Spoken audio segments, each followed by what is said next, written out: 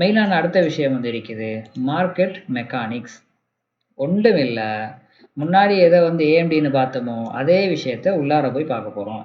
ரியலாக மார்க்கெட் வந்து எங்கே மூவ் ஆகுது அப்படின்றது இன்ஸ்டிடியூஷனோட வியூஸ். ரைட்டா? ரைட்.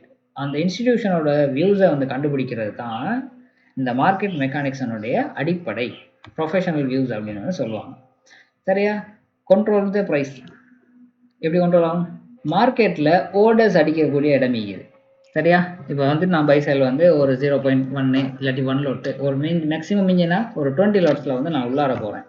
ஆனால் இன்ஸ்டிடியூஷன் வந்து லேக்ஸ் கணக்கில் லொட்டு இருக்கும். விளங்கிட்டு ஒரு என்ட்ரிக்கு லேக்ஸ் கணக்கில் லோட் இருக்கும். பெரிய பெரிய லோட்ஸ் தான் வந்து உள்ளார இறங்கும். அப்போ இந்த ஓர்டர்ஸை வந்து ஹேண்டில் பண்ணுறதுக்கு ஒரு சிஸ்டம் பின்னால் ஒர்க் பண்ணிகிட்ருக்கோம். அந்த சிஸ்டம் தான் வந்து பை ஆர்டரையும் செல் ஆர்டரையும் வந்து கனெக்ட் பண்ணி மேட்ச் பண்ணி விடும். எக்ஸஸ் ஆஃப் ஆர்டர்ஸ் வந்துச்சுன்னு சொன்னால் ரீஃபில் பண்ணி எடுக்கிறதுக்காக வரும். இந்த ஸ்ட்ரக்சர் வந்து ப்ரொஃபஷனல் வியூஸை வந்து இருக்கும்.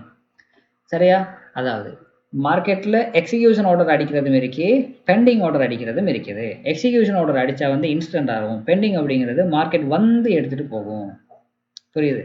ரைட். அந்த டிஃப்ரென்ஸில் வந்து சிஸ்டம் வந்து ஒர்க் பண்ணிகிட்ருக்கோம். ஸோ அந்த சிஸ்டம் என்ன வியூவில் பார்க்குது அப்படின்றத வந்து கண்டுபிடிக்க முடியும். சரி, எப்படின்னா ஆர்டர் பிளாக் எது எதாவது கேண்டில்ஸ்டிக்ஸாக வருதோ அந்தந்த விஷயங்கள்லாம் வந்து நான் இன்டெப்த்தாக பேசியிருக்கேன். ஸோ என்னோட கோர்ஸில் வந்து இருக்குது. Right. Liquidity is a fuel. ஏன்? காசு இல்லாமல் வந்து மார்க்கெட் வந்து எந்த மூமெண்ட்டும் கொடுக்காது. அமௌண்ட் வந்து உள்ள பழக்கத்தில் இல்லையா, மார்க்கெட் வந்து ரன் ஆகாது. ரைட்டா? அது உங்களுக்கு புரியும்னு நினைக்கிறேன். சரி, ரைட். லிக்விடிட்டி வந்து எங்கெங்கெல்லாம் இது எடுக்கலாம்? ஒரு ரீட்டைலர் வந்து போட்ட ஸ்டாப் லாஸ் ஹண்ட்லேருந்து எடுக்கலாம். பெண்டிங் ஆர்டர் அடிக்கிறதுல வந்து எடுக்கலாம். ஒரு ஆர்டர் போட்டு நான் ப்ராஃபிட்டில் போயிட்டுருக்கு, க்ளோஸ் அடிக்கிறேன் அப்படின்னா ஒப்போசிட் ஆர்டர்ஸ் வந்து பிளேஸ்மெண்ட் பண்ணுற இடத்துலேருந்து எடுக்கலாம். ரைட், புரியுது? சரி, இல்லை மைனஸில் போயிட்டுருக்கு அப்படின்னா நான் ட்ரேடை க்ளோஸ் பண்ண போகிறேன்னு நான் க்ளோஸ் பண்ணும்போது ஆப்போசிட் டைரக்ஷன் ட்ரேடை வந்து எக்ஸிக்யூஷன் அடிக்கலாம். இப்படின்ட்டு லிக்விடிட்டியை வந்து முதலாவது எடுக்கணும். இந்த எடுக்கிற ஐடியாஸ் எல்லாம் வந்து இருக்குது. சரி, இதை வந்து system just identify the system. ரைட்டா? இன்ஸ்டிடியூஷன்லேயே வந்து ப்ரைஸை மூவ் பண்ணணும்.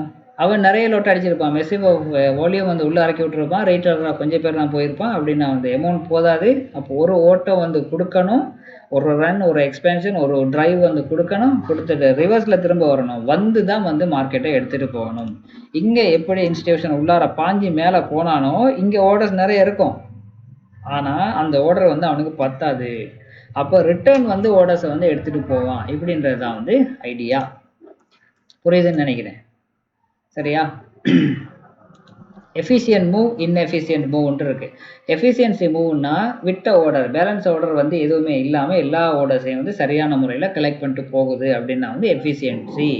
இன்எஃபிஷியன்சி அப்படின்னா திடீர்னு ஒரு இம்பல்ஸ் மூவ் வந்து கொடுத்துட்டான். எக்ஸாம்பிளுக்கு இந்த இடத்துல தான் இம்பல்ஸ் மூவ் கொடுத்துட்டான்னா இன்எஃபிஷியன்ட் மூவ்.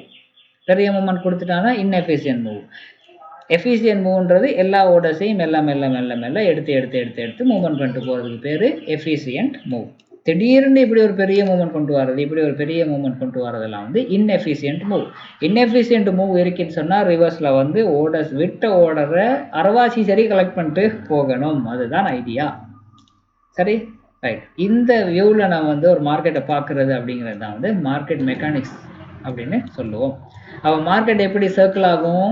முன்னாடி சொன்ன மாதிரி தான் அக்யூமுலேஷன் போடணும், மேனிப்புலேஷன்ஸ் பண்ணணும், ரைட், எக்ஸ்பென்ஷனும் டிஸ்ட்ரிபியூஷனாக பண்ணணும், மறுபடியும் ரீஅக்யூமுலேஷன் போடணும், ரைட்டா, மறுபடியும் ஒரு மேனிப்புலேட் பண்ணணும், மறுபடியும் எக்ஸ்பென்ஷன் பண்ணணும், மார்க்கெட்டை ட்ரைவ் பண்ணணும், திரும்பி வரணும். அப்போது இதே ஸ்ட்ரக்சர்ஸ் தான் தொடர்ந்து ரன்னிங்லேயே இருக்கும். எது ரியல் ட்ரெண்டோ அதோடு சேர்ந்து ஓடிக்கிட்டே இருக்கும் மார்க்கெட். புரியுதா? ரைட்.